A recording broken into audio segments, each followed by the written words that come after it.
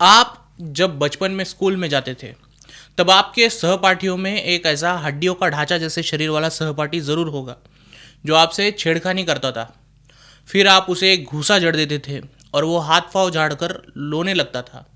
फिर टीचर उसकी छेड़खानियों को नज़रअंदाज कर आपके रैपट लगाती थी। आप समझ ही नहीं पाते थे टीचर उसकी छेड़खानी को नज़रअंदाज कर आपको क्यों रैपटे लगा रही है। तब तक वो हड्डियों का ढांचा कोने में खड़े होकर आंसू पोंछते हुए आपकी ओर हल्की सी स्माइल दे रहा होता था। हाँ, उस बच्चे का नाम अरविंद केजरीवाल और उसने अपने जैसे काइया लोगों को, माफ़ कीजिए, कई लोगों को साथ लाकर बनाई आम आदमी पार्टी। मैं ऐसा क्यों कह रहा हूँ, आइए इस वीडियो से समझते हैं।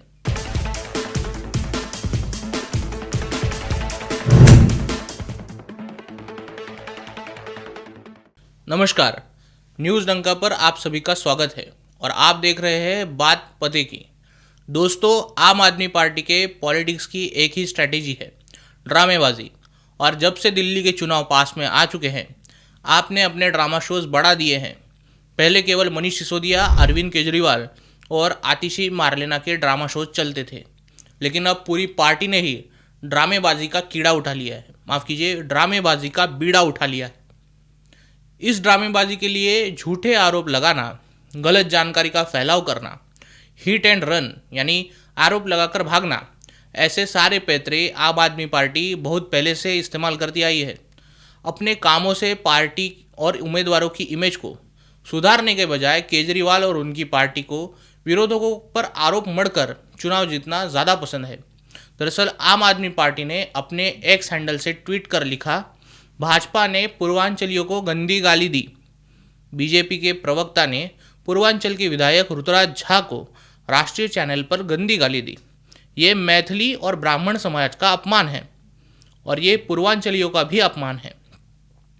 अब आप समझिए, जहाँ 2 दिन पहले दिल्ली के पूर्वांचलियों ने ये बात ठान रखी थी कि हमारा अपमान करने वाले अरविंद केजरीवाल को हम वोट ही नहीं देंगे, वहीं केजरीवाल की पार्टी अचानक से पूर्वांचली और मैथिली ब्राह्मणों के मान और सम्मान की रक्षा करने वाली बन जाए, तो फिर आपको 420 वोल्ट का झटका लगेगा ही।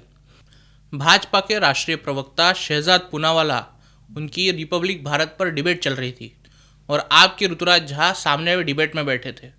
उन्होंने शहजाद पूनावाला को बीच डिबेट में चूनावाला कहा, जिस पर शहजाद ने डिबेट में कहा, अगर आप ऐसा कहेंगे तो मैं भी कह सकता हूँ।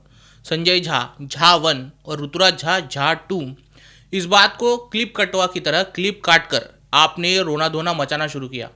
अब बात इतनी है कि जब आपने शहजाद को चूनावाला कहा तो आपने झा 2 भी स्पोर्टिंगली ही लेना चाहिए था, लेकिन आप पार्टी के लोगों को मुद्दे से ज़्यादा ध्यान भटकाने की ओर लेके गए।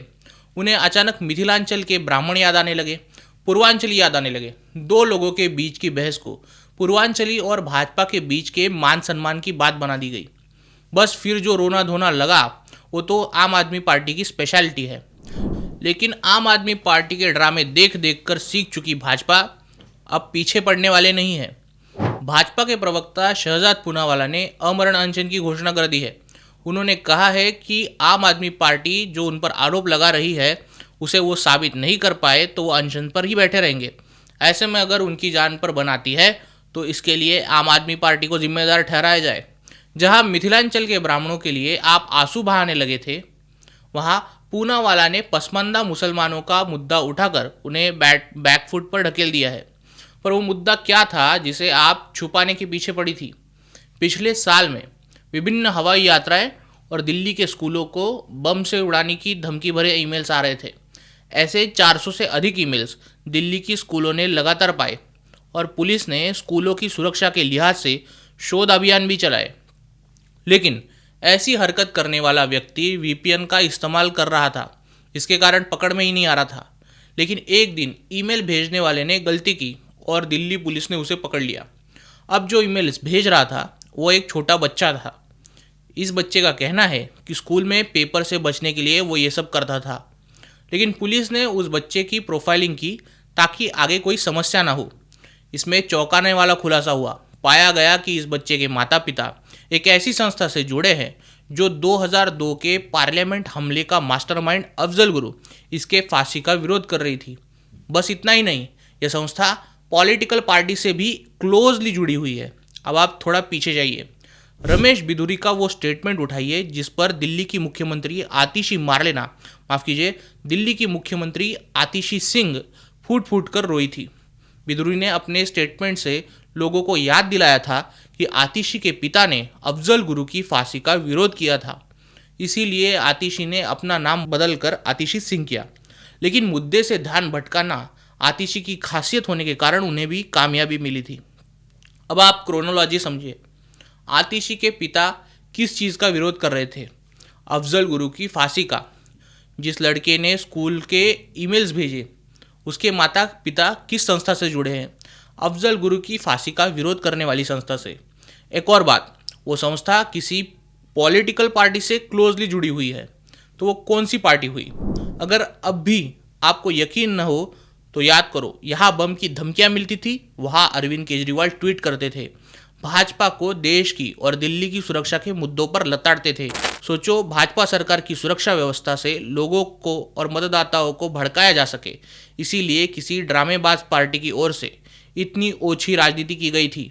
बच्चों की सुरक्षा के मुद्दों के साथ खिलवाड़ किया गया था। शहजाद पूनावाला ने किसी को झाटू कहकर अपमान किया, ये बात किसी स्कूल के बच्चे और देश की सुरक्षा के साथ खिलवाड़ से बड़ी है। दिल्ली में बच्चों के माँ बाप की भावनाओं के साथ खिलवाड़ अधिक निंदनीय है, या फिर ये जो दो लोगों के बीच की आपस की तू मैं है, ये ज़्यादा बड़ी है? आपको क्या लगता है? कमेंट सेक्शन में ज़रूर बताइए। वीडियो अच्छा लगा हो तो लाइक कीजिए और न्यूज़ डंका को सब्सक्राइब कीजिए।